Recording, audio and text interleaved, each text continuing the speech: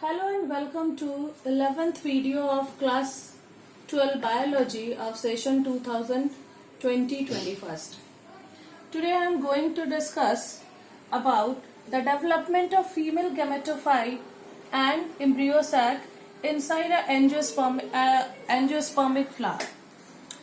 In my previous video I have discussed about the structure of female gametophyte, how the structure of ovary is there and how the structure of ovule is present inside the ovary. We have seen there that ovule is attached to the wall of ovary with a cluster of cell which is known as placenta, and the ovary ovule which is present inside the most of the angiospermic plant is anatropous. What is the meaning of anatropous? The ovule is upward down and it is bitegamic also. What is the meaning of bitegamic? Two layers, two external layers. These layers are protective layers which is known as outer and inner teguments are present. After these integuments, in between the ovule there are cluster of cells which are known as nucellus cells, and these cells are made for the nutrition of the developing ovules. Among these all nucellus cells, further mitotic division takes place, and one of the nucellus cell develop and convert into MMC. MMC is actually the megaspore mother cell which will further develop into the egg cell, or the embryo sac will be formed with the help of this MMC. Today we will see how this MMC will go on several changes and will convert into the embryo sac or the egg, which is actually the female gamete. This MMC is actually a diploid cell structure, means the chromosome number is just double, which is as equal to the chromosome number which are present in the cell of the mother plant. I have also mentioned the ends, that is chalazial end and micropyle end, in every diagram. These ends are very important as far as to consider what sort of changes are going at which end of the cell. So this mother megaspore cell, this is a diploid cell. So as the process initiates, the first meiotic division takes place. As you all are familiar with the meiotic division, it is a haploid cell division in which the mother cell will divide into four haploid daughter cell. As a result of this mitotic division, megaspore tetrad of linear structure will be formed. Here, as we have seen in case of the formation of male gametophyte, these tetrads were of different types. But in case of the formation of female gametophyte, this tetrad structure is only one type, that is linear. As a result of this mitotic division, four cells have been formed, but these cells are all together attached with one another. No separation takes place, only nucleus you can see, the four haploid nucleus are present. Now what happened?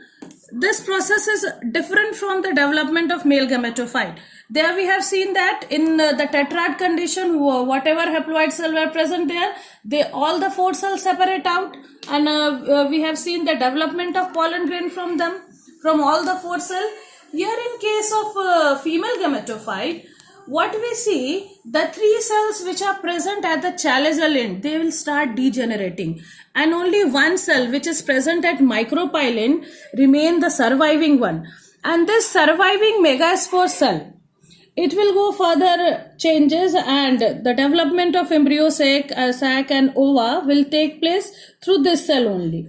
So this is the surviving megaspore, and where it is present? It is present at the micropyle end. And all the three cells which are present at chalazial end, they will degenerate. Now, here is the surviving megaspore, and the chromosome number of this cell is now haploid, because already mitotic division has taken place, and the four cells, haploid cells which were formed in the linear tetrad, Among these 4 cells, 3 were degenerated and only 1 is present here. Now further change will take place in this surviving megaspore haploid cell. At this stage, what happened? 3 karyokinesis takes place. What is the meaning of karyokinesis, students? Karyokinesis means division of nucleus. It is a mitotic division. So nucleus will divide, and what will be the result of 3 karyokinetic mitotic division? 8 nucleus will be formed. There is no cytoplasmic cytokinesis. So the division of cytoplasm is not taking place. Only 8 nucleus are being formed. Now, these 8 nucleus will rearrange themselves in such manner that 3 of them will go towards the chalazoline and 3 of them will arrange them towards the micropylene, and the 2 cell which are nucleus which are present at the center will remain in the central position itself.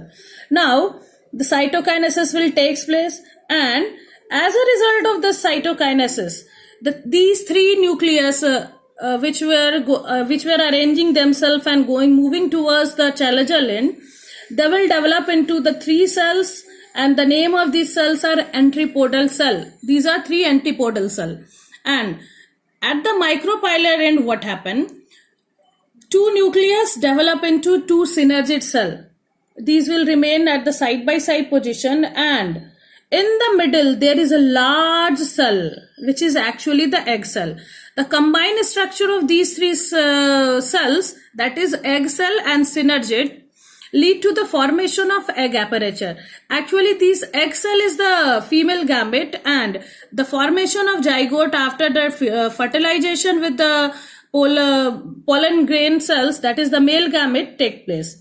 Now, question arises, what happened to these 2 central nucleus? These 2 central nucleus remain as it is in the center position to form a central large cell, and these 2 nucleus are known as polar nuclei. When we will see the further process of development of process of pollination and fertilization, there we will see that these 2 polar nuclei also play a very vital role. As in the next video, I will explain about the process of double fertilization, triple fusion, pollination. All these processes will be explained. So, in this video, we come to the conclusion that the total number of nucleus present in the egg apparatus is actually 8. See here, as the process of 3 karyokinesis, we have got 8 nucleus. 1, 2, 3, 4, 5, 6, 7, 8. And the total number of cells which are present in this embryo sac is actually 7. How the 7? This is the 1 cell, 2 cell, 3 cell. Those 3 cells are present at the antipodal end.